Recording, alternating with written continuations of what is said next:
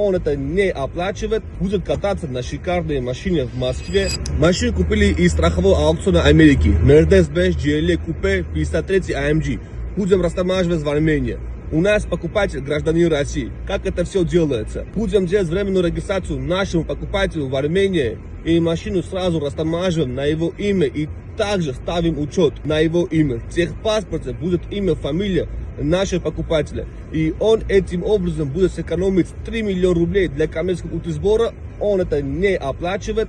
Будет кататься на шикарной машине в Москве. А любое время при продаже смело можно оплачивать коммерческий утесбор и продать уже российскими номерами, или также покупателя можно взять временную регистрацию в Армении и оформить машину на его. И если также хочешь не оплачивать сверху плюс 3 миллиона рублей для коммерческого утесбора, тогда просто обращайся в компанию Янс Брадерс. Мы сделаем все красиво и несем ответственность за каждый шаг.